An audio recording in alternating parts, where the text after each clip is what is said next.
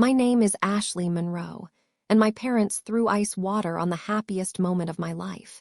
The night I announced my engagement, they didn't congratulate me, they interrogated me. Betrayed at their dinner table, I walked away with tear-stained cheeks and a burning question. What kind of family punishes joy? Stick around, because the answer involves scorched wedding invitations, public meltdowns, and the quiet power of choosing yourself. Before we dive in, where are you watching this from? Drop your city in the comments below. It was supposed to be a celebration. I'd driven out to my parents' home in Marietta, Georgia, all nerves and butterflies, the engagement ring catching the light every time I reached for the gear shift. James had proposed the night before, nothing dramatic, just a quiet, perfect moment on the rooftop of our building while the city lights blinked below us. He didn't even get down on one knee, just held my hands and said, "Let's make this official. I want your forever." I had never said yes so fast. So now, here I was, stepping into the house I grew up in, trying not to trip over my own excitement. My mom, Carol, was slicing cranberry orange bread like it was a surgical procedure. Dad, Gerald, was already seated at the head of the long oak dining table, sleeves rolled up, glass of Pinot in hand. And my sister Madison, of course, was sprawled across the bench seat, scrolling on her phone like we were interrupting her photo shoot. I smiled too wide as I set my purse down and blurted, "James proposed." I said yes. For a second, the room went still. Then Carol didn't even look up, just sighed through her nose and said, "You're rushing things." Gerald didn't miss a beat. "You always make emotional decisions, Ashley." My jaw dropped. "Excuse me." "You barely know the man," Carol added, still slicing. "What's the hurry?" "We've been together almost 2 years," I began. Madison finally looked up from her phone, rolled her eyes. "That's barely anything." The turkey on the table might as well have been a prop. No one touched it. No one moved. I stood there in a storm of disbelief, my hands trembling and still bearing the proof that someone wanted to love me for life. "This is supposed to be happy news," I said quietly. "Then why does it feel like a bad idea?" Dad muttered, reaching for the wine bottle. Madison let out a sarcastic little laugh. "You're so dramatic, Ash," and that was it. The moment was gone. No hug. No congratulations. Just silence and judgment served colder than the mashed potatoes. I should have sat down. I should have swallowed my pride and smoothed things over like I always did. But I didn't. I clenched my jaw, grabbed my coat, and turned toward the door. "You know what?" I said, my voice barely steady. "I thought for once you'd be happy for me, but I forgot happiness makes me unpredictable, right?" They didn't stop me. Madison just snickered. And Carol, finally looking up from the bread knife, said, "Don't be so sensitive." That was the moment something inside me cracked. I didn't slam the door. I didn't scream. I just walked out of that picture-perfect dining room with flushed cheeks, watery eyes, and a pulse pounding in my ears.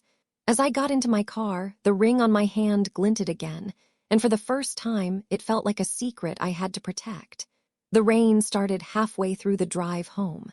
Not a heavy storm, just a quiet drizzle that painted the windshield with streaks and made the city lights blur into something softer.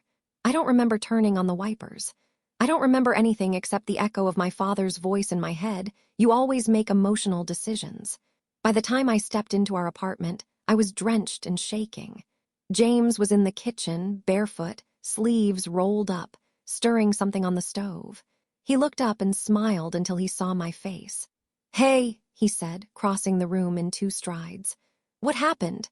I didn't answer. I dropped my coat on the floor and wrapped my arms around him like I was holding on for dear life. For a moment we just stood there, his heartbeat steady against my cheek, his hand rubbing slow circles on my back like he was grounding me back into my own body.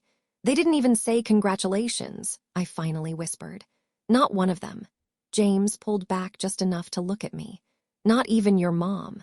She said I'm rushing into it. Dad said I'm emotional. Madison didn't even pretend to be surprised." James's jaw tightened the way it does when he's angry but trying not to be. "I'm sorry, Ash. I blinked hard.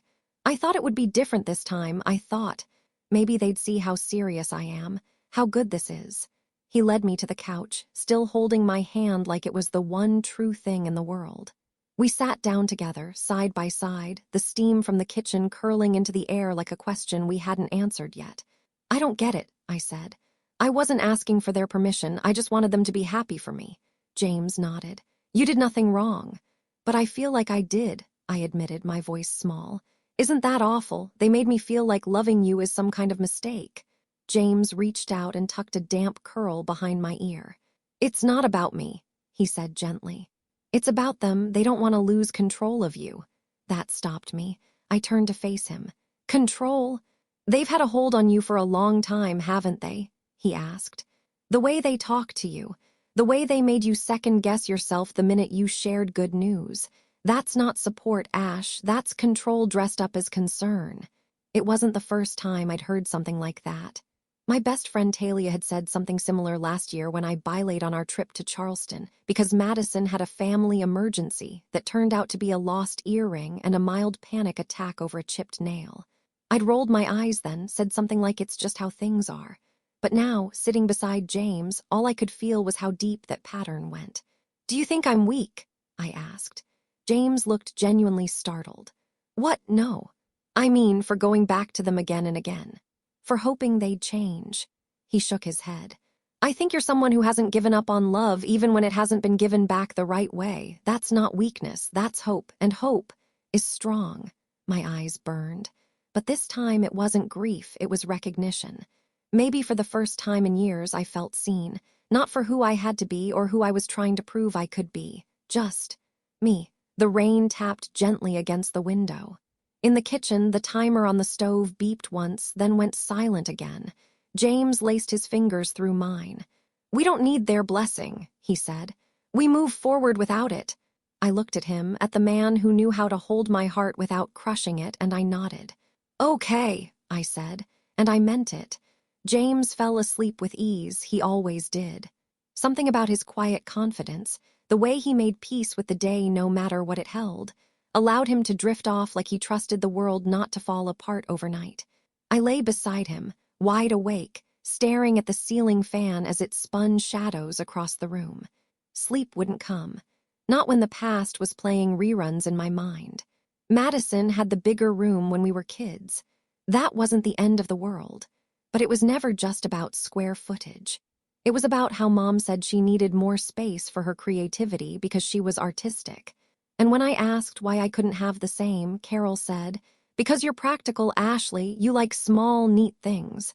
That stuck with me. So did the front seat rule. No matter who called it, Madison always got it. She gets car sick, Dad would say. Be a good big sister. It didn't matter that I got sick too. It didn't matter that I was older. Being a good big sister always meant giving up something. Even my birthday parties felt borrowed. Madison always managed to steal the spotlight. She'd sing louder during the birthday song, cry about something just as I was opening gifts, or announce some dramatic news that suddenly made her the center of attention. Every single year. And the applause, God, the applause. She was in ballet for 6 months.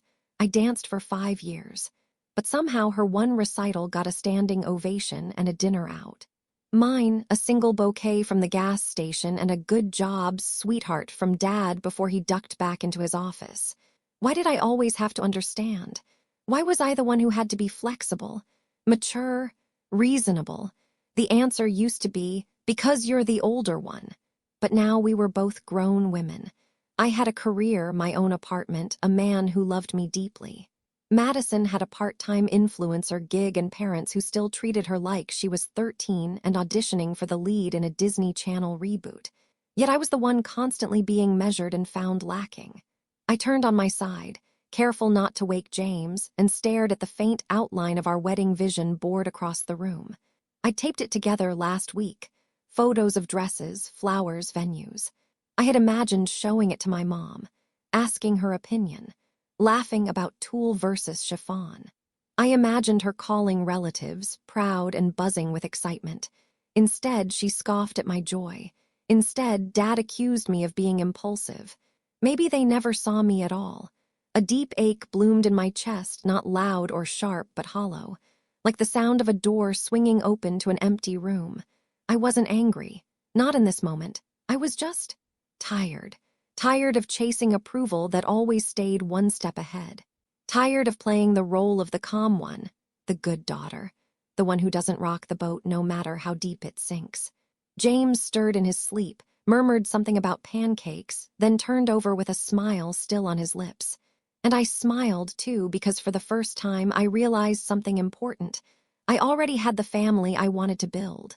Not the one I was born into, but the one I was choosing. With James.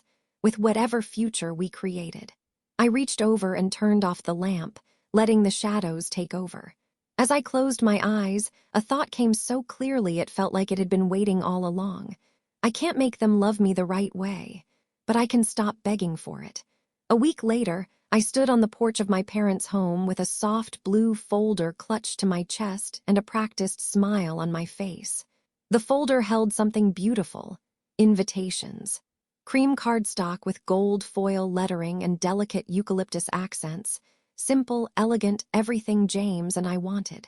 I'd spent hours choosing the font, debating between Ashley and James or Mr. and Mrs. Baker. In the end, I went with our full names. It felt more real that way, like a statement, not a performance. The door opened before I could knock. Carol blinked at me like I was the wrong delivery. Ashley. Hi, Mom, I said, and I made my voice light, sweet, even. Do you have a minute? She stepped back and let me in, gesturing toward the entry table. Your father's not home. That's fine, I said, trying to ignore the tension that floated in behind me like cigarette smoke. I actually came to drop these off. I opened the folder and carefully placed the stack of wedding invitations on the table between us. The gold edges caught the afternoon sun that streamed through the tall hallway windows. They turned out really nice, don't you think? I said, too brightly. Carol glanced at them, her expression unreadable. I thought, since you and Dad have the most updated family address list, maybe you could send them out. Just the relatives, Aunt Colleen, the cousins, maybe even Great-Uncle Stan if he's still in Florida. There was a long pause, then she nodded barely. I'll see what I can do, she said without meeting my eyes. And for a moment I wanted to laugh. Not because it was funny, but because it was absurd that this felt like a win. A nod from Carol. Muttered fine. Like I was still 13, asking for permission to stay at a friend's house overnight. But I didn't laugh. I held the moment steady. Thanks, Mom, I said softly. It means a lot. She gave a tight smile that didn't quite reach her eyes. I didn't stay for coffee. I didn't ask if she wanted to hear more about the plans. I just tucked my hands in my coat pockets and turned to leave. But as I stepped outside, something flickered in my chest, not disappointment. Not quite hope, either. Something in between. Maybe it was that she hadn't flat-out refused. Maybe it was the fact that I had walked in there, calm and composed, and asked for something instead of begging for approval. Maybe it was that I had seen, for the first time, just how little warmth I'd been asking from them, and how much strength it took to keep asking. As I reached the car, I looked back at the house. I knew that hallway. That entry table. That subtle way Carol didn't say what she really meant. But I also knew myself now. And I wasn't the same girl who used to cry in her old bedroom because Madison, accidentally, ruined her favorite top or told the whole family she cheated on a math test just to make her look bad. No. This time I walked away with dignity. I slipped into the driver's seat and texted James, dropped off the invites. Mission complete. He replied instantly, proud of you. And strangely, that message meant more to me than any applause I'd ever begged for from my parents. Still, as I drove away, I couldn't help but wonder, would the invitations actually get mailed? I didn't know. But for the first time in a long time, I wasn't afraid to find out. I wasn't planning to stay long. I told myself it was a simple errand. Drop off a box of old yearbooks my mom had asked for and get out. No small talk, no questions, just a quick in and out. I even left the car running in the driveway, convinced I wouldn't be there more than 5 minutes. But something felt off the second I stepped inside. The house was too quiet, not peaceful, but heavy, stale. And then that smell. It caught me off guard as I moved through the foyer. A strange mixture of burnt paper and wax, hidden under Carol's ever-present lavender plug-in air fresheners. It wasn't strong, just enough to make the back of my throat tighten. I set the box of yearbooks down and followed the scent without thinking. The living room looked exactly the same as always. Leather couches, white throw pillows, a coffee table topped with real estate magazines Carol never actually read. But the fireplace told a different story. It hadn't been used in years, not since Dad's back started acting up, and Carol declared that the smell of real fire clung to the curtains like poverty. Yet the fireplace grate was askew, and inside there was a mess. Not logs, not decoration, real ash, real char. I crouched down slowly, heart starting to pound. At first it looked like trash, just gray, fine soot. But as I brushed gently through it, something stiff caught beneath my fingers. Cardstock. Thick, high-quality paper bent, scorched at the edge. And beneath the ash, a fragment of gold foil script shimmered faintly. Elegant cursive, half destroyed by fire. Ashley and James. I went cold. The blood drained from my face, from my fingers, from the very center of my chest. I held it in my hand, stunned, unable to process what I was looking at. But I already knew. My body knew before my brain did. This wasn't an accident. It wasn't a mistake. They burned my wedding invitations. My legs felt numb as I stood and turned slowly, like I wasn't sure the floor would still hold me. My mind spun. How many had they destroyed? Had they even opened the folder? Had they laughed about it? I didn't knock. I didn't hesitate. I walked straight into the kitchen, fists clenched and lungs burning. Carol stood at the island with a letter opener in her hand, slicing into a stack of mail like it was just another Tuesday. She looked up. Ashley. I tossed the scorched invitation onto the granite countertop. What is this? I demanded. She blinked at it, then at me. Where did you find that? In the fireplace, I said. My voice wasn't loud, but it was shaking. You burned them, didn't you? She glanced down again, and for a flicker of a second, just a heartbeat, her lips tightened. But then her face smoothed over with that maddening Carol calm. It must have been one of the extras, she said dismissively.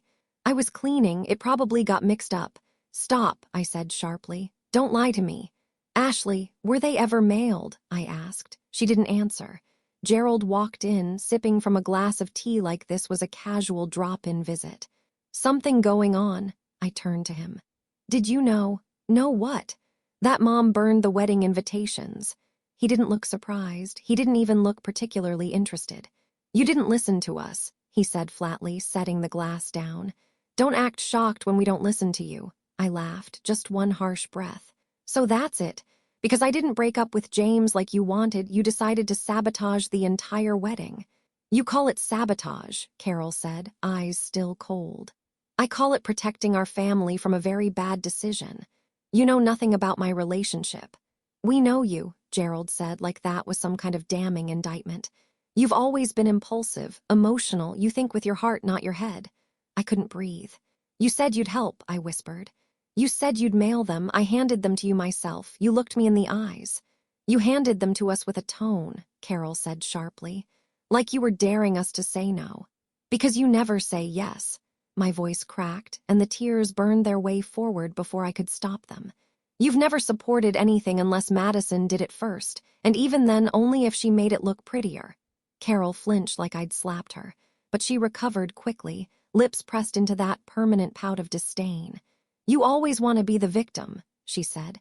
Maybe we're just tired of playing along. I stepped back like the words physically shoved me. Gerald had already walked out. Carol returned to opening her mail, and I stood there holding a burned corner of my own joy, wondering what kind of people torch the happiness of their own child and feel nothing. I didn't yell. I didn't cry in front of them. I picked up the scorched invitation, tucked it into my purse, and left without another word. The air outside was hot, but I was shaking. This wasn't disappointment. This wasn't hurt feelings. This was betrayal. And something in me, something old and obedient and desperate, broke clean in two. Miami air hits different when you're angry. We landed just after noon. The plane ride had been quiet. James offered me his hand, but I couldn't take it. Not yet. I wasn't ready to be soothed. My body was still buzzing with rage, my mind spinning like I'd swallowed a storm and couldn't find a way to breathe it out. He booked the trip the morning after the fireplace discovery. I didn't even ask. He just came home, set his keys down, and said, "We leave Friday, you need sun." And God help me, I did. Our hotel sat right on South Beach with white sand so bright it looked filtered and a view that stretched into infinity. Palm trees bent in slow-motion breezes. Champagne flutes clinked in the lobby bar. The ocean called with every rolling wave. And for a little while I let it all in. I wore the sundress James loved, the one with the open back and the coral flowers. We checked in, dropped our bags, and headed straight to the beach. Feet in the sand, wind in my hair, I finally exhaled. Not the kind of breath you take when you're calm, but the kind that comes after holding too much inside for too long. The kind that makes room in your ribs again. James leaned over and kissed my temple. "You look like you again." "Maybe I am," I murmured. We snapped a photo under the pier, sun setting behind us, toes barely brushing the surf.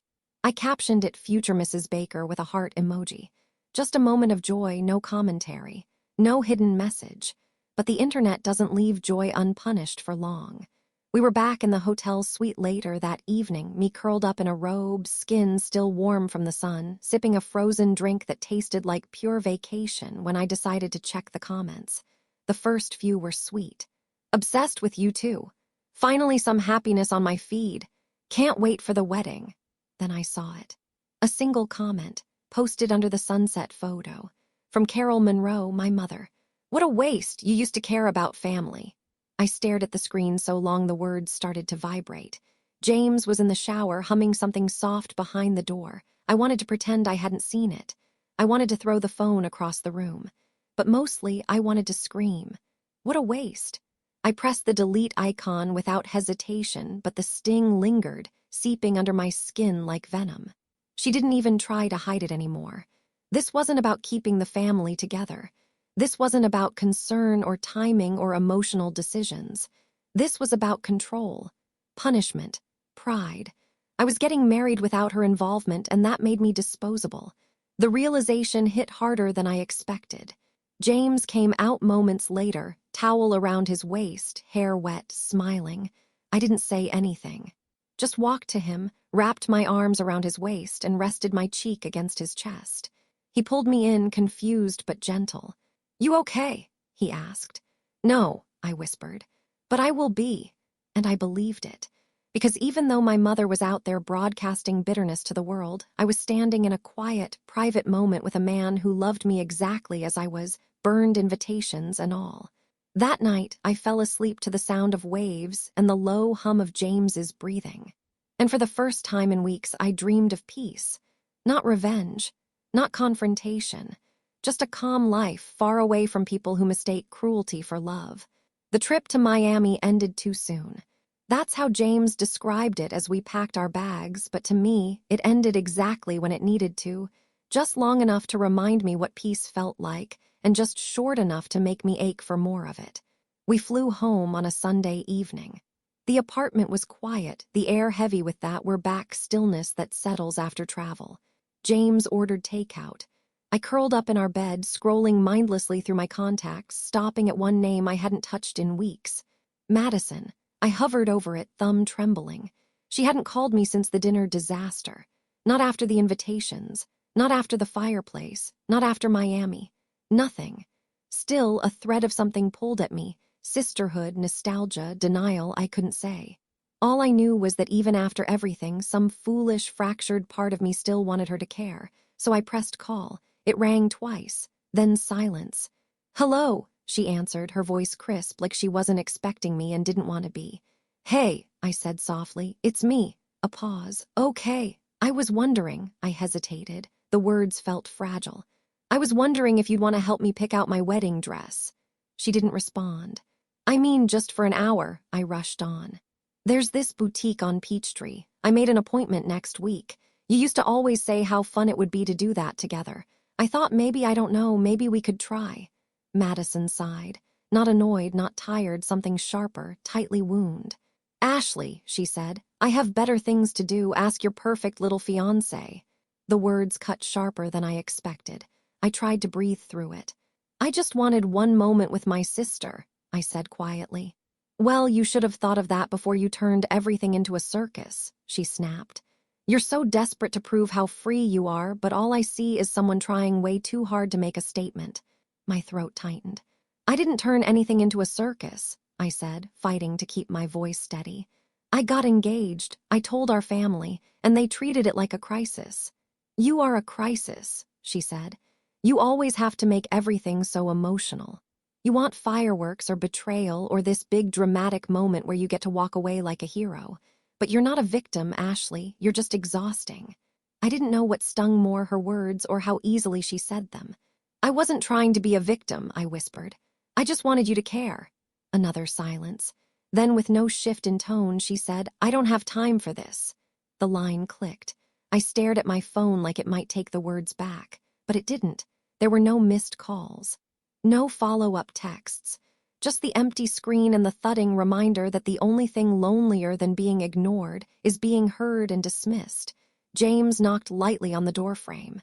Hey, he said. Food's here. I turned toward him, trying to wipe my face without looking obvious. Was it her? He asked gently. I nodded. He didn't push. Just sat beside me and handed me a napkin. For the rest of the evening, we ate on the couch in silence, a rom-com playing in the background. I barely tasted the food. It wasn't about Madison, not really. It was about the whole shape of our lives, the lies we grew up believing. That sisters always come through. That family always forgives. That you can't fall apart if you're the one holding everyone else together. But maybe that's the lie I needed to finally let go of. Because tonight, I stopped reaching for someone who'd already let go of me. The appointment was at 10 a.m. sharp, but I got there early. Too early. The bridal boutique was tucked into a quiet stretch of Midtown, all clean windows and soft jazz playing through hidden speakers. A bell chimed gently as I stepped inside, met by a woman in black with a tape measure slung around her neck like it was jewelry. Bride, she asked with a bright smile. Guilty, I said, forcing a small laugh. I half expected to be alone. James had offered to come. So had Talia. But I wanted this moment to feel like it belonged to family, even if that definition had shifted. So I invited Lena, James's younger sister, a pediatric nurse with a shy laugh and kind eyes who rarely spoke first, but always listened when you did. She arrived a few minutes later, her hair in a braid, holding 2 lattes and apologizing like she'd missed a train. Sorry I got lost in the parking deck. It's like a maze out there. You're perfect, I said, hugging her. And I meant it. The boutique consultant brought out 5 gowns, each more breathtaking than the last.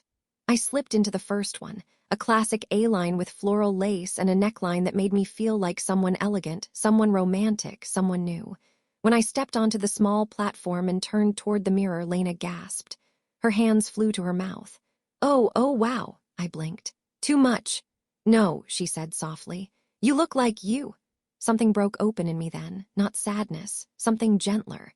Like I'd been walking through fog and suddenly felt the sun on my skin. I tried on 3 more gowns, each lovely, each missing something. And then the last one, cream lace, soft sleeves.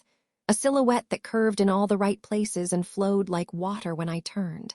I looked at myself, really looked, and for the first time in weeks, I didn't see the burned invitations. I didn't hear my mother's disapproval or Madison's scorn. I just saw a woman on the edge of a beginning. Lena wiped her eyes. That's it, that's the one. The consultant nodded. That's a bride. We snapped a photo, just one. A sweet, soft image of me standing in the dress with my hands folded and a hopeful smile on my face. Lena posted it to her private account, tagging me, nothing flashy. Just, she said yes to the dress. We went out for lunch afterward, just the 2 of us. She told me stories about James as a kid, how he used to organize his action figures by emotional mood, and how he once tried to trade their family dog for a baseball glove. We laughed until my stomach hurt. For a brief, shining window of time, I felt normal, loved, safe, but peace doesn't last long in my family. That night I opened Instagram and there it was, a new comment from Carol Monroe. Beneath Lena's photo, 6 words. Too much cleavage, how selfish can one bride be? The words blurred for a second before coming into brutal focus. Lena had tagged me, which meant Carol was watching, stalking, waiting for a moment to strike. James was brushing his teeth when I found it. I didn't say anything. I just stood there in the bedroom, staring at my phone like it had betrayed me. She did it again, I finally whispered. James poked his head out from the bathroom. What? I showed him, his face darkened. She really doesn't stop, does she? I shook my head, throat tight. He crossed the room, took the phone from my hand, and hit block before I could protest. She doesn't get to come into our life and poison the good parts, he said gently. Not anymore. I nodded. But the shame still stung. It wasn't just a dress. It wasn't just a comment. It was the way she turned every milestone into a mirror, reflecting back the parts of me she could never accept. But as I sat on the edge of the bed, I remembered Lena's face, the tears in her eyes, the sincerity in her voice when she said, "You look like you." And that mattered more than any insult. Because maybe healing isn't about who tears you down. Maybe it's about who helps you stand back up. Not all families hurt you. That's a sentence I never thought I'd believe, let alone say out loud. But then came the lunch. It was James's idea. He'd been gently nudging for weeks, saying, "Mom and Dad would love some time with you, just you." I always found a reason to put it off. I didn't want to feel like I was replacing anything. I didn't want to feel like a guest in someone else's perfect picture. But after the boutique, after Carol's public ambush, I couldn't deny what I needed anymore. So I said yes. The restaurant was small and tucked between a bookstore and a plant shop downtown. Sunlight poured through the wide front windows, catching on tiny vases of yellow daisies at every table. No white tablecloths. No waiters in stiff jackets, just warmth. James's mom, Delia, was already there when I arrived, dressed in a soft blue blouse, her silver curls pinned back neatly, her smile instant. She hugged me like I was already hers. "You look beautiful," she said, stepping back.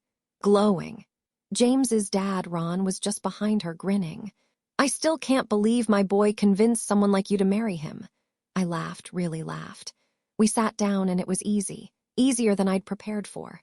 They asked about work, about the dress, about our honeymoon plans. They didn't ask about Carol or Gerald. Not once. They didn't need to. As the waiter brought iced tea and warm bread, Delia leaned in, eyes twinkling. "Do you want to see some baby pictures of James?" Before I could answer, she was already pulling out her phone, flipping through a small album marked favorites. And suddenly there was baby James, chubby cheeks, cowboy pajamas, a bath towel tied around his neck like a cape. One photo showed him standing proudly in front of a fort made of couch cushions, holding a spatula like a sword. "He used to call himself Captain Calm," Ron said, chuckling. "Said his superpower was making people feel better." "He still does that," I murmured, smiling. They looked at each other, then back at me. "You are everything we hoped for in a daughter," Delia said quietly. No fanfare, no performance, just truth. I didn't know what to say. I blinked fast, focusing on the condensation on my glass. "I didn't know parents could feel like this," I said before I could stop myself. Ron reached across the table and gently squeezed my hand. "You deserve this, Ashley. This kind of love, it should have been yours from the start." My throat burned. But not from grief this time. From something sweeter, something healing. We talked for 2 hours. They told me stories about James's stubbornness, his quiet kindness, how he used to line up his toy cars and give each one a name. They asked what I was most excited for at the wedding. I told them about the first dance, how we'd picked a song that wasn't flashy but meant something to us. They listened like it mattered. When the check came, Ron waved me off with a playful glare. "If you even think about paying, I'm disowning you from the family you're not even married into yet." I laughed again, surprised at how light I felt. Outside, the three of us stood in a circle under the awning while rain began to mist over the sidewalk. Delia hugged me tightly. "Next time we're baking cookies, I need your opinion on icing thickness." I smiled through the lump in my throat. "Deal," I said. When I got home, the apartment was still and quiet. James was working late. I kicked off my shoes and curled up on the couch, phone still buzzing from a dozen group texts I didn't have the energy to answer. But I didn't feel alone. Because today, something shifted. For the first time, I didn't feel like a woman trying to patch the holes in her past. I felt like someone building something new. And this time, it wasn't made of begging and borrowed grace. It was made of truth, of warmth, of people who chose me, not out of obligation, but because they saw me. And that was enough, more than enough. The morning of my wedding dawned like it was holding its breath. The sky over Atlanta was soft and golden, not a cloud in sight. My bridal suite overlooked the city skyline, where glass towers caught the light like polished diamonds. I stood by the window in a robe monogrammed with Mrs. B, sipping coffee I could barely taste. It should have felt like a dream. Instead, I was waiting for a bomb to drop. The final fitting had gone smoothly. Hair and makeup were arriving in 2 hours. The venue had texted James with updates. The florals were flawless, the cake was chilling, the band had already set up. And then my phone buzzed, a text from Carol, "We're not coming, Madison's having a party, no sorry. No, hope it's a beautiful day." Just that. I stared at the screen, letting the words sink in. Not because I didn't believe them, oh, I did, but because of how casually she delivered the blow. Madison was throwing a brunch, or a game night. Or maybe she just needed attention and Carol was happy to orbit her son. And they weren't coming to my wedding. I felt the weight of that settle into my ribs. Not a stab, not a punch. Just the slow, bitter press of reality finally sealing itself shut. I set the phone down and breathed in deep. The kind of breath you take before a plunge. Then, without hesitating, I typed a reply, "That's your choice. I'm still getting married." I hit send. 2 seconds later, my phone lit up again, this time with an incoming call. Carol, I didn't answer. It rang once more, then again. The 4th time I picked up, before I could speak, her voice exploded through the speaker. "You're abandoning your family for this, for him, after everything we've done for you." I didn't flinch. I didn't cry. I just stared out the window, voice calm as stone. "Goodbye, Mom." Then I ended the call. It didn't feel triumphant. It felt necessary. Because she wasn't calling to fix anything. She wasn't reaching out in regret. She was trying one last time to pull the strings she'd always assumed were hers to hold. But today, on this day, those strings were cut. Behind me, Lena stepped quietly into the suite, holding 2 steaming mugs of tea and a small velvet box. "Hey," she said softly. "You okay?" I turned and smiled. "Yeah," I said. "Actually, I really am." She handed me one of the mugs, then opened the box. Inside was a delicate bracelet, silver, with a tiny charm shaped like a sun. "It was my mom's," Lena said, her eyes a little glassy. "She wore it on her wedding day. She wanted you to have it." I stared at the gift for a long moment. Then I slipped it onto my wrist with trembling fingers. I was getting married without my parents, without my sister, without the people who claimed to love me the most. And yet, somehow, I wasn't alone. I had Lena. I had James. I had Ron and Delia and the people who chose to show up, not because they had to, but because they wanted to. I stood in front of the mirror, touched the charm on my wrist, and whispered to my reflection, "You did it. You made it here." And then I smiled, because I knew I'd never go back. The ballroom glowed like a dream. Gold uplighting swept across the high ceilings. White orchids cascaded from tall glass vases. Candlelight danced across every polished surface. James stood at the end of the aisle, his face soft with awe, his hands clasped tightly in front of him. And I walked. Not floated, not glided, walked. Deliberately, proudly. Every step echoing with something final, something new. I wasn't a runaway bride or a fairy tale heroine. I was a woman who had clawed her way through ashes and silence to stand here in white lace beneath crystal chandeliers and say, "I do." Guests turned and smiled. Some wiped tears. Lena beamed from the front row, her hands already folded over her heart. Delia held Ron's hand so tightly their knuckles turned white. And James never took his eyes off me. When I reached him, he whispered, "You look like everything I ever prayed for." The officiant smiled. The music faded. And just like that, we began. We made it through the vows, mine written at 3 a.m. the night I found the burned invitation, his filled with quiet jokes about my coffee addiction and how he'd promised to never make me feel small. When we were pronounced husband and wife, the room erupted. Applause, cheers, camera flashes. James kissed me like he was anchoring us both. Later, we cut the cake. The playlist slipped into our favorite songs. The energy was joyful, easy, intimate. People danced, toasted, ate too much dessert. It felt like every wound in my past had been outshone by the warmth in that room. Then my phone buzzed, once, twice, 3 times. I was standing near the sweetheart table, sipping champagne when I glanced at the screen. Carol again. The name blinked under a string of missed calls, then a voicemail alert, then another. And before I could react, it buzzed once more, this time with a text. "You didn't even invite us to this spectacle." I stood frozen, the glass cold in my hand. A second later, the phone rang again. Against every ounce of better judgment, I answered. "Carol," I said, voice low. Her voice exploded through the speaker. "You didn't even give us a chance. You cut us out. You're parading around like you're some victim while we're out here being humiliated." I cut her off. I gave you invitations, you burned them.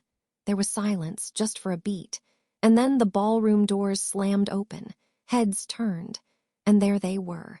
Carol in a stiff navy suit, Gerald behind her, mouth tight. Madison, arms folded, chewing gum like she was bored at a high school pep rally. They marched in like they owned the place. Eyes scanning the crowd, voices already rising. "You all think this is real," Carol shouted. "You think this," she gestured wildly toward me, "is love, it's delusion. She's always been dramatic, always needed an audience." Gasps swept through the room. Someone dropped a fork. James stepped forward, shielding me without a word. Lena bolted from her seat, eyes wide. Delia stood too, already signaling to the venue manager. Madison scoffed. "Nice dress, Ash, bit much, don't you think?" I didn't speak, I didn't shout, I didn't cry. I turned calmly to the head of security. "Can you please escort them out?" He didn't hesitate. "Ma'am," he said firmly, turning to Carol, "you need to leave." "This is my daughter's wedding," she yelled. "No," I said clearly. "It's mine, and you weren't invited." People whispered. Phones recorded. Gerald tried to speak, but the murmurs drowned him out. As they were led out of the room, red-faced, still ranting, I watched without blinking. Not because I was cold, but because I was done with all of it. James looked at me. "You okay?" I nodded. "I will be." And I believed it. Because in that ballroom, in front of every witness, I finally did what I'd been trying to do my whole life. I chose myself. The suite was quiet. The celebration had ended hours ago. The last guests had filtered out with warm hugs and lipstick-stained napkins. The music was off, the lights were dimmed, and the world outside felt a million miles away. I stood barefoot on the hotel balcony, veil long gone, hair falling out of its pins. The night breeze touched my skin like a whisper.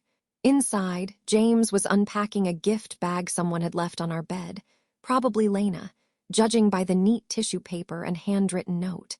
I heard the faint rustle of paper, the click of a lamp. But I stayed outside, watching the city lights shimmer.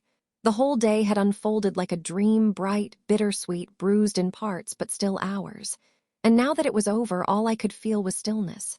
Not emptiness, not regret, just stillness, like something big had ended, or maybe something small had finally begun. James appeared behind me, wrapping his arms around my waist. I leaned into him instinctively. "Couldn't sleep?" he asked softly. "Didn't want to yet." He kissed my shoulder, then rested his chin there. "You did it, Ash. You walked through fire and you made it here." I nodded slowly. They showed who they were, and so did I. It wasn't triumph in my voice. It wasn't revenge or satisfaction. It was something quieter, like resolution. Inside, my phone sat face down on the nightstand. I hadn't checked it since the scene at the ballroom. I didn't want to know if Carol had texted again. I didn't care if Madison had posted another passive-aggressive story. For once, I didn't feel the pull, because I wasn't waiting for an apology anymore. I wasn't waiting to be understood. I had stopped asking them to see my worth, and in that silence, free of begging, free of pretending, I found peace. James and I went back inside, and I kicked off my heels with a sigh of pure relief. He handed me a flute of champagne, then pulled out a little speaker and queued up our first dance song again. We danced barefoot in the middle of the room, just the two of us. No audience, no applause, and I swear that was the real ceremony. Afterward, we sat on the bed, my head on his shoulder, his hand tracing soft circles on my back. "You really okay?" he asked one last time. I turned to him, smiled. "I didn't lose a family," I said. "I finally found one." He kissed me like he already knew. 6 months later, the world looked completely different. The light in our new home hit different, softer in the mornings, golden in the late afternoon. The kind of light that made even quiet moments feel full. I'd wake early most days, hands wrapped around a mug of tea, and just listen. No yelling, no passive jabs, just silence broken by birds and the hum of the fridge. James's parents came over every Sunday. They brought cookies, plants, advice I didn't know I needed. We'd laugh over silly things and argue gently about movie endings. It felt like something out of someone else's childhood. A version I'd once watched through foggy glass but never thought I'd get to live. Tonight was a little different. Tonight, they were coming for dinner, just the four of us. Lena was working a night shift, but she'd FaceTime after dessert. And this time there was news. I stood in front of the mirror, pressing a soft hand over my stomach. I was barely showing. but I knew. And now, so would they. The table was set, candles low, music on in the background. James walked in holding a plate of roasted vegetables like he was presenting a crown. "Think they'll cry?" I laughed. "Your mom, absolutely." Ron and Delia arrived right on time, arms full of wine and something wrapped in foil. Hugs, laughter, stories. We ate too much, stayed too long at the table. And when I brought out the tiny onesie wrapped in tissue paper, Delia gasped so loudly it startled the dog. "Ashley," she whispered, one hand over her mouth. "You're," I nodded. "Just a few weeks. We wanted you to be the first to know." Tears welled up in her eyes. Ron hugged James so hard he knocked over a chair. I excused myself briefly, slipping into the hallway where we'd hung our wedding photo, just one, framed simply. And below it, tucked onto a shelf, was a card, still sealed, Carol's handwriting on the front. I'd found it in our mailbox 3 weeks ago. No return address. No note, just my name. I hadn't opened it. Not because I was afraid of what it said, but because I finally understood something. My peace didn't depend on her apologies. Validation wasn't the prize anymore. I had James. I had Delia and Ron and Lena. I had a new life growing inside me. And I had myself, finally whole, finally enough, finally home. So the card stayed where it was, unopened, unnecessary. I returned to the kitchen, where Delia was already asking if we wanted a nursery theme, and Ron was texting Lena the news. As I sat down, James reached under the table and took my hand. He didn't need to say a word, because this was the ending I never knew I was allowed to hope for. Not a fairy tale, just a life built on love, and that was more than enough.